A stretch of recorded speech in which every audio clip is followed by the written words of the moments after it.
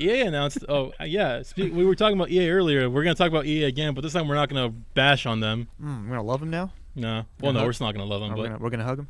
Yeah. Kind of. Give him a pat in the back? Thank you, good sir, for bringing that here to us. This will depend on whether what your opinions are of E3 and stuff like that. But EA announced last week that they're not going to be they're not doing a press conference at E3 this year. All right. Well, how about you explain what E3 is to our loving audience out here? Because I don't know if they might know what E3 is. So E3 is short as the Electronics Entertainment Expo, and it's been going on for years now. It's been a huge convention that's usually in LA. Maybe it was not in LA for a year or two. I don't know. It's always been in LA though. E3, and it's always been like California, kind of, yeah.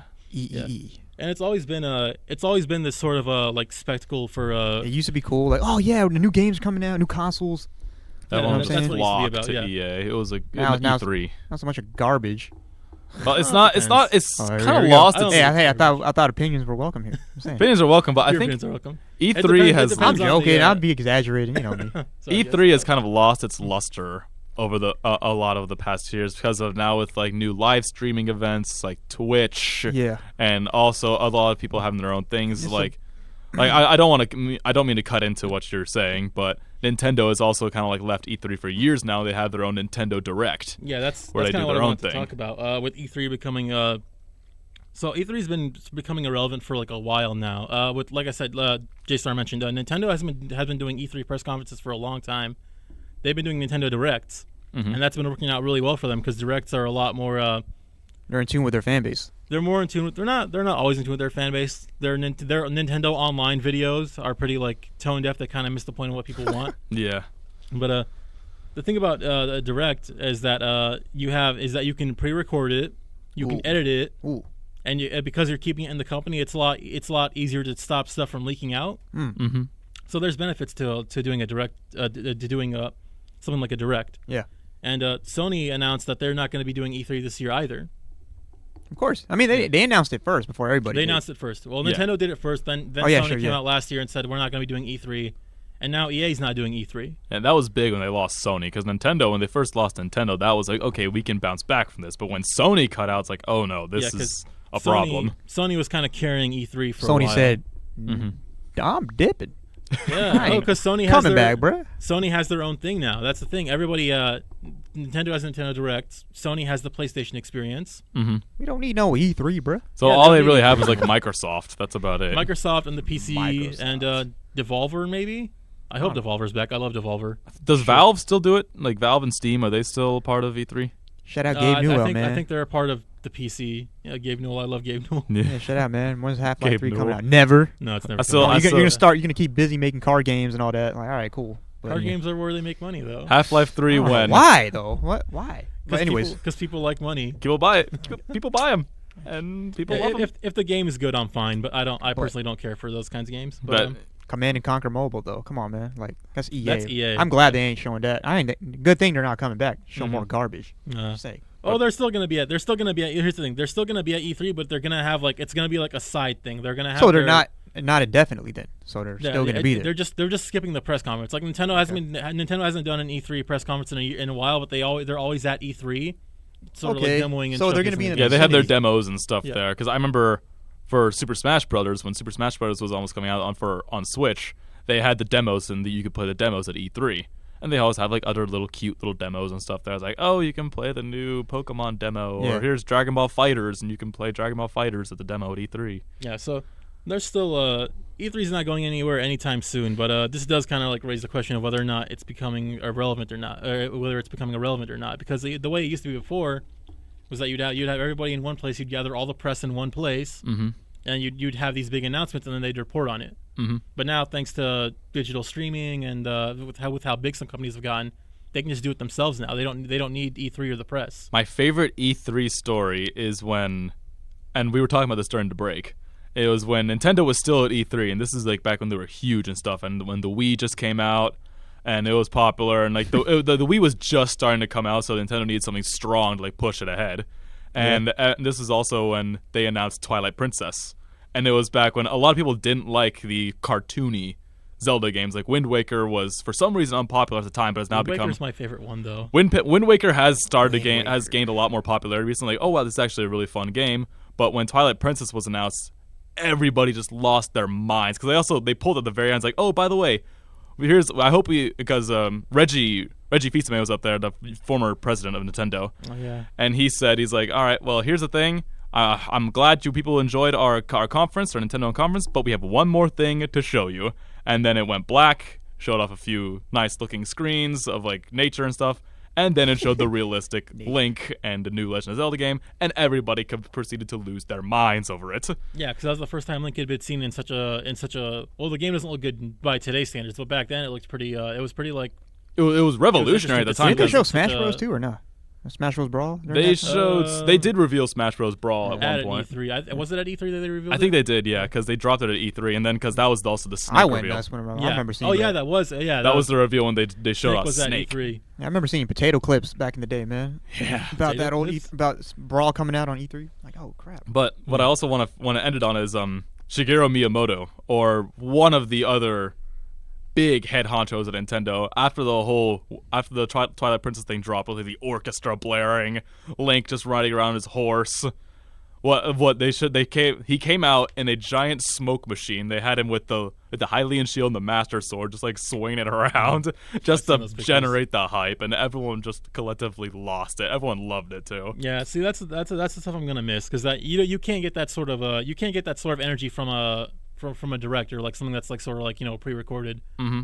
So when you lose E3, you're kind of losing that sort of spectacle, and that's something that I'm gonna miss a little bit. Yeah, like Toys R Us. Like Toys R Us, yeah. But like the E3 or like Konami's 2010 E3 press conference. I don't know if you guys have ever seen that. Well, I forgot what they did. Was it awkward? I think I remember the clip. It was pretty awkward, but it's one of the funniest things ever. They were demonstrating something, right? They were demonstrating. Was it the thing that like the hit the weak spots on the boss? Was that it? No, that was something else. I don't remember where that was. But E3's the 2010 Konami E3 press conference is like one of the funniest things ever, because it starts off with like this speech, like the speech. Enjoy, please enjoy the press conference, and then like afterwards, they're supposed to play a trailer, but it doesn't play. Yeah. So there's like one. It's almost a minute of dead silence in the room, and then you hear a guy say, "Can you please play the trailer?" Can you please play the trailer? It's like, oh, sorry. Here's what happens. They transition to the screen, and there's like an error message on the screen. Yeah, I remember that now. So then they transition back. Oh my god! And then the music plays for like 3 seconds, and then they cut it. And then a guy named Tak Fuji, who I love Tak Fuji. He comes out silently, like just walks out after this awkward moment, and he just says hi. Hi.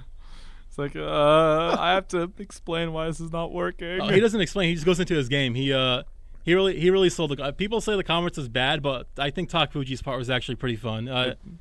Tak Fuji kind of like redeemed it. Yeah, he's a funny guy. He's really enthusiastic and funny, and he like 2010 memes. The way he talks is funny. Yeah. Like he would say, if you just continue to press the same button like X, X, X, and Y, Y, Y, and X, X, and Y, Y, Y again, you'll be sucked. Well, that's the thing, right? Some of those they would do press conferences, and there would be like awkward translations. There'd be like, it's awkward. Yeah, the Konami one has that awkward. The Konami E3 2010. If you haven't watched it, go watch it. It's hilarious, and it's probably the thing I'm gonna miss the most about E3, because you don't see those. You don't see that in a direct. You don't see that very often. Yeah, not in a direct, and you don't even see that very often anymore. E3 still has like a lot of like cringy moments like that, like the flute guy from Sony's last guy. Oh man, like okay, here's how we're gonna show off our game, guys. We're gonna have a guy standing on the stage by himself playing a flute. That's the thing, right? It became about like, oh, I want to see new games to memes. It's become a like entertainment. Like, we're just gonna laugh at people. They've been trying to make up on it. Stage. Yeah, they've been trying to make it more of like an entertainment thing. E3 used to be like when you would announce your big things, like the PS4, like the Xbox One was announced at E3. And then like a year later at the next E3, Sony brought up the PS4. That's where like the competition happened. Yeah, that's when everything happened. They don't need that anymore, because Sony just has their own thing now. Nintendo has their own thing. Nintendo has their own thing. Microsoft is still going to be there, but they're probably going to have their own. They're going to branch off very soon. Yeah. Microsoft. I don't know. I don't know what I'm saying. I don't know. Yeah, Microsoft is popular, and plus with the release of Halo on Steam, that's going to be That's gonna be a huge thing. It's coming back to Steam, isn't it? The Halo. Master Chief, I heard about that. The Master Chief Collection. Yeah. Which is what, the first 3 games? It's the first 3 games. It's Halo 1, 2, and 3, all in like one bundle, and they're putting it on Steam.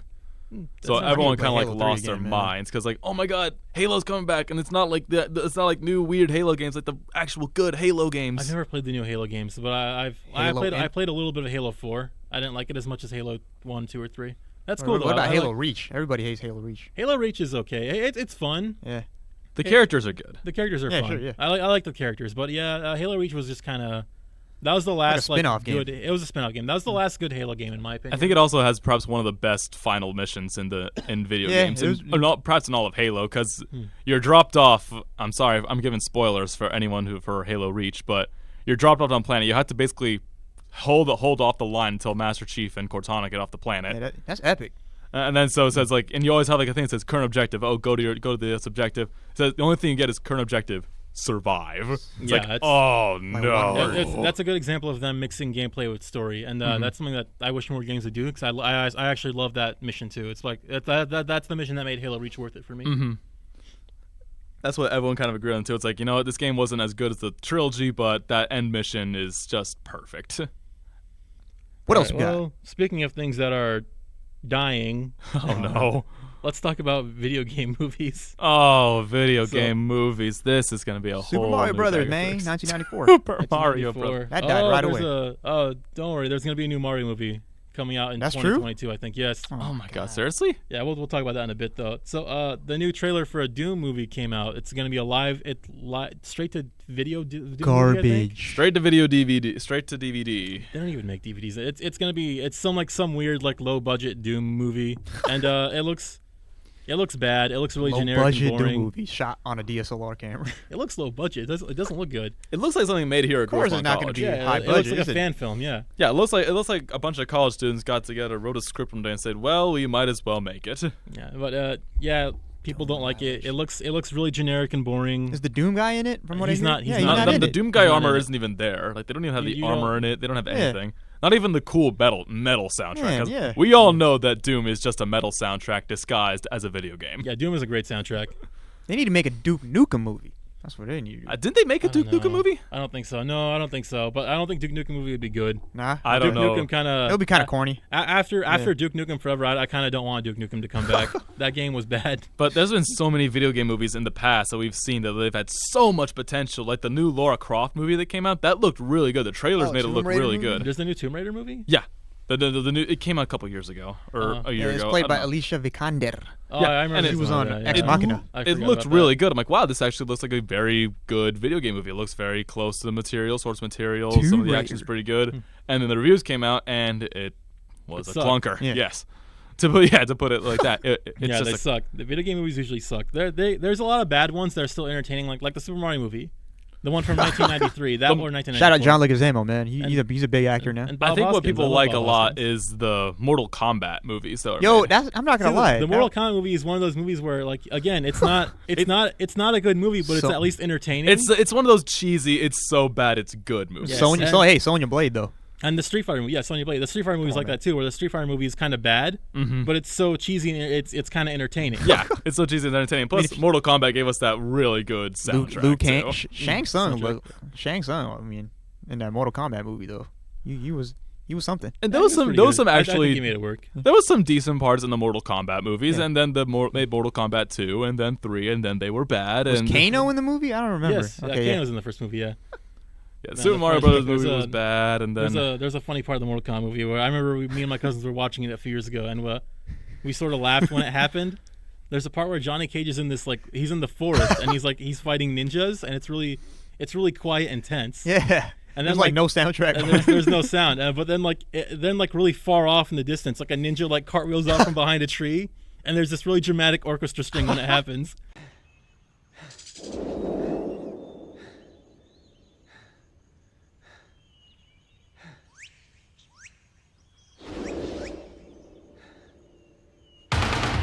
It's like the most hilarious thing ever. Yeah, man. It's so awkward. They were corny, man, but they were entertaining. It's entertaining. They were entertaining. But even nowadays, when they try to make these big budget video game movies, they're not that good. Yeah. Well, here's the thing about video game movies. The reason why video game movies usually aren't good is because video games usually don't have very good stories. Or That's they true. do, or the directors and the people in there don't Imagine a Metal understand Gear it. movie. Some of them do, but the video games are also long. So how do you condense like a 5-hour game, a 6-hour game into like a 1 hour? And that's always a challenge. Like I think that's going to be the challenge with the Uncharted movie they're making. Because there's going to be an Uncharted movie. I think that would be good. I think to be that honest. it looks like it has some promise. It's Uncharted, it's Uncharted like a real. is basically a blockbuster. You're basically playing a blockbuster movie in Uncharted, so it works. I mean, they're having Tom Holland star in it. Tom Holland is going to be in the movie. Oh, really? Yeah, Tom Holland he's like a younger Nathan Drake. So I don't know what they're going to be doing with that. Maybe there'll be some flashbacks, but it looks. It could be good. That's one that could work. I mean, Uncharted is the kind of game franchise you have a set character, a set lead character in Nathan Drake. You have his like buddy cop, his like side character Sully. You have the love interest in Elena, and you have a very basic plot. They're saying, all right, we got to go find the treasure, stop the bad guys. Yeah. It's an Indiana Jones movie. If you make it like Indiana Jones, it has to be. It can be good. A Yakuza movie would be good though. There is a Yakuza movie. Oh yeah, it was okay. in Japan. It was in Japan only, but it's apparently not good. I think it's mostly like video games that mostly look realistic would be good for movies. Because if you imagine if you had like again the problem with video game movies that I tend to think that they have is that they kind of miss the point of what makes a video game special. Yeah. Mm-hmm. And that's the interactivity of them. I was having So this. go on. Sorry. So here's a case in point. One of my favorite games is Nier. And Nier Automata, I love Nier Automata too. That's my favorite. That's one of my favorite games. But I like the story of the first Nier more. Okay. And the thing that makes the story of the first Nier so good is that you're the one. I'm not going to spoil what happens in it, but yeah, I played because you're the one controlling the character. You have a direct. It feels more impactful when the big twist happens in the story. Mm-hmm. And that's the thing where if they made that into a movie, not only would they have to like cut a lot of stuff out because the game's kind of long, you'd lose that interactivity. It's also worse when they try to follow the formula exactly of the game. Again, like you said, it's like a video game movie is going to be kind of corny because it's going to be like an action movie. You know what I mean? Mm-hmm. Like, what were you going to say, Jason? Man, I think I kind of lost Blanked my out, train. bro. Yeah, I lost my train of thought. Yeah. It's all right. But then the other problem with video game movies they have is I mentioned that the video games usually have like bad story. What happens when a video game has no story? Like the Sonic the Hedgehog movie. Like, what are they going to do with that? Have you seen the images for that? I've seen the Sonic. Jim Carrey's going to play Eggman. So Jim Carrey's. That's actually a good casting choice. I'm going to see that. That's a pretty good casting choice. That movie is going to be bad, but that movie could be entertaining. That could be like the new Super Mario movie where it's like entertaining. It's bad, but it's really entertaining because God, Sonic looks terrible. Sonic looks scary. Have you seen his shoes? Yeah, have you seen his like weird like naked human body? He just and his eyes. It's the eyes. It just looks so terrifying. He's like staring at you. The face looks fine because Sonic has always had one giant eye. Have you noticed that? Yeah, it's just one big old eyeball. Sonic has like one gigantic eyeball. So the face honestly looks fine to me, but the problem is when you get to his body and he's like weird. He's weirdly muscular, and he has like no gloves, and his hands are tiny. Yeah, they made it realistic.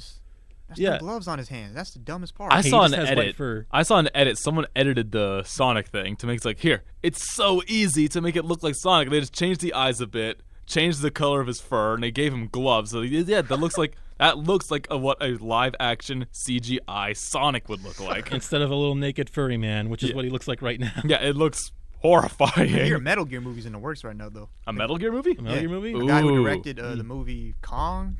I'd be surprised. The new Kong movie, you know what I mean? I'd be surprised if that's true or not, because Konami seems to like want to just bury Metal Gear right now. Yeah, they don't want anything. Yeah, it's not going to happen probably, but well, also imagine Metal Gear Gear has movie, like really like long and complicated stories, so I don't know how that would like work. I think I think you could pull off a Metal Gear movie with the right director and the right cast. Yeah. And make the storyline a little more like actual mature. Make it a little more streamlined. Metal Gear Solid's a very mature game. The stories are very mature in that game. It's very mature. I feel like the way the dialogue is in the games, especially in the first Metal Gear. You mean how it's like goofy? Yeah. Don't make it goofy. That's kind of the charm, though. Yeah. That's why I like Metal Gear. But if it was a movie, I don't want to see no goofy dialogue. You know what I'm saying? Yeah, you want it to be serious. I want some humor though. Metal Gear is serious, but it has like those weird goofy moments, like in like when there's a guy named Johnny who has diarrhea. Akiba. Yeah. I think honestly, you're in the middle of a firefight and there's this guy just like taking a dump somewhere in a barrel. Dump in like a barrel. Yeah. Honestly, I think if you make a Metal Gear movie, kind of base it off maybe like Captain America: The Winter Soldier. If you kind of base it up like a little bit like The Winter Soldier, it could be a good movie because The Winter Soldier was kind of like a thriller. Like you see, like the guy come in, like Captain America, Winter Soldier. It's like an action espionage. Or they should kind start of thing. like that would be a good movie. Yeah, imagine the first Metal Gear movie would be like do it in chronological order. The games like do a Snake Eater first for the first movie. You know what I'm saying? Well, who would you have as Snake? That's the thing. Who would you? Kurt Russell. Kurt Russell. That's who Snake is based off of. He's based off Kurt Russell. Is are you sure Kurt Russell isn't too old to play the role though? He's probably too old now. He's probably too old to play the role. They could probably de-age him, like digitally. Maybe. I'm trying to think of who. Tom Hardy as Snake would be good. Oh, that's a perfect. Yeah. That's good. That. That's a very good. That's actually a really good one. Yeah. Tom Hardy as Snake would be really good. And then like, or maybe Chris Pratt, but he's too. Chris Pratt's too of like. I think he's too goofy. He's too pretty. Like too pretty. You need like a someone hard, rugged, grizzled looking guy, like a Christian Bale or a Tom Hardy. Christian Bale. Christian Bale actually. Now that I'm talking about it, Christian Bale wouldn't be a bad choice to play. Imagine him playing Snake. I mean, you got the voice. He played Batman. Like you do it. Snake has a raspy voice. And then you have like some nerdy character play like Otacon or something. You know what would be a good? I think it will be good. Have you ever seen Dodgeball? Yeah. And then like that one nerdy dude who was Justin Long. No, not Justin Long. Like the other nerdy dude. He was with that weird ugly chick at the end. He was in Avatar, and then he showed up in Avatar randomly. Oh yeah, the nerdy dude. Yeah, that guy. He would probably be a good Otacon. Him or Seth Green, to be honest. Seth Green could be a good Otacon. Seth Green would be. Is Seth Green even doing anything anymore? I think Seth Green's still doing Robot Chicken. But that's about it. Because he was in Mass Effect. Robot Chicken's still ongoing? Yeah, I think so. Yeah, man. Wow, I haven't Adult Swim classic, bro. I haven't watched Adult Swim. Are they making new episodes though? I don't know. I think they're still rerunning, but I think Seth Green honestly would be because he played Joker in Mass Effect series, and he was a good. He's good. He played good, and so I think it'll be cool seeing him as Otacon. Yeah. But again, it all depends on Hollywood. It all depends on Hollywood. Hollywood has ruined a lot of things. I want to talk about the Assassin's Creed movie. Assassin's Creed, I thought it's a great game, especially the first couple games, of course, were really good. But some of the new ones are pretty good. Mm-hmm. But it was announced, so everyone was like, "Oh wow, this actually looks pretty good." Assassin's Creed, yeah, let's do it. Michael Fassbender is a respected actor. Let's do it. And then it turned out a lot of critics didn't like it. But I was discussing this with my cousin back when I was in Colorado. Right. And we started talking about the Assassin's Creed movie, and we said, if people who like the Assassin's Creed movie actually understand the game, that's the problem. Directors don't understand video games. Hollywood directors and Hollywood writers, script writers, producers, they don't understand video games a whole lot. Yeah, it's a very different process. They don't understand how a video game is made, how a video game is like played, how the story goes in it. Because if you look at some movies that are based on books, right? They read the book, they copy it from the book, and they try to get as much truth from the book as possible into the movie. Like Lord of the Rings, for example. If they're good. Like, yeah, Lord of the Rings is a good example where, like, Peter Jackson sort of understood the material, and that's why those movies are so good. But, like, what you were saying, when these directors are doing video game movies, they don't really play the game. I mean, I'm sure they play the game, but they're not into it. They don't finish it. They don't fully understand the process of, like, why Ezio is doing all this stuff, or why he has to go back to the past and look into this, how this whole futuristic thing works. Right. Exactly. That's pretty much. Well, don't worry, guys. There's hope for the future. We got the Mario movie coming out in 2022. I'm gonna see it. Detective Pikachu coming out. Detective Pikachu. That movie's gonna be. I'm gonna take a girl out to the Sonic movie. That movie looks creepy. I'm gonna do that. Looks bad, but I think it looks pretty good. Ryan Reynolds is I think Ryan Reynolds is having way too much fun at this point with Detective Pikachu. That should be good. I think he'll probably make the film for me too. He'll make the film because Ryan Reynolds usually is good as long as he's not in a green. I want to see the Pokemon battles. They're having a Pokemon battle in it. There's like a Pokemon battle. Yeah, that's what I'm saying. There's like a Charizard in a cage somewhere. If I saw that. But yeah, anyway, look forward to Detective Pikachu and the Sonic movie. The horrifying Sonic movie. It's a good year for blue CG abominations with Will Smith Genie and Sonic coming out in 2019. Oh man, no, not the Genie. Oh man, that's rewind time. Who would win in a fight between Walmart Star Platinum? Who would win in a fight between Will Smith, Genie, and the Sonic live-action Sonic? Sonic, hands down, bro. Sonic. Well, it depends. We haven't seen a whole lot of feats for Sonic. That also leads to another question. If people who are obsessed with feet, like feats and stuff, are they called feet fetishes? Yes. Foot fetish. Yeah, foot fetishes. Quentin Tarantino's a foot fetishist. Oh, man. Hey, man. There's a kink for everybody. There is. I think we're starting to get off track here, though. Okay, yeah, okay. If you got a foot fetish, I'm not trying to kink shame you. Do your thing. I will kink shame you. I'm that kind of guy. Hey, man, more power to you. More feet for you, bro. Like, I don't care. Like, I'll stick to my fetish. Yeah, everybody's got like weird kinks. Anyway, You said shinks? did I say shinks? Yeah, you see. That's Pokemon. Kinks. Is it Shinx? Yeah, oh, it Shinx is is a Pokemon. Yeah, Shinx is a Pokemon. It's a little like Jinx is a Pokemon. There we go. electric cat. It's cute. Oh my god, we're getting really off topic. We are getting off topic. Jinx is trash, by the way. Jinx? Do you, It's not a do you bad know they Pokemon. censor? Oh, we're gonna talk about Jinx now. Okay, let's do it. They censored going they- back to censorship. Yeah, going back to censorship. Well, that's one of those. That's it's not really censorship. It's just the funny thing Look about like Jinx Nicki is that Minaj. Jinx. She does look like Nicki Minaj. Minaj. See, Jinx. You know that Jinx used to be like entirely black. Yeah, It did, there was a yeah. racial controversy behind that. Yeah. So they changed it to like what did they change it to Oh pink? man, They said, like, light pink, she's dark like, purple. She's she's like a dark purple now, but like, her and Mr. Popo were like these like. I remember that. Team Oh, Forcer had a man. joke about. I was like, wow. Oh wow, they're all black and they have big pink lips. Yeah, man. Oh, Hey, no. man, if you see it, Yeah, I people guess got mad you're with Mr. Popo, but you don't mess Jinx with the was. Popo. I mean, yeah, they had to recolor that thing, man. I mean, Yeah, they recolored it. I don't know why They they- made sure it was recolored. come on, you don't want to man. that's a Pokemon and that's for a kids game. Like- That's I love when Japanese people just don't understand what they're doing. yeah, They're sure, there so you go. naive. Yeah.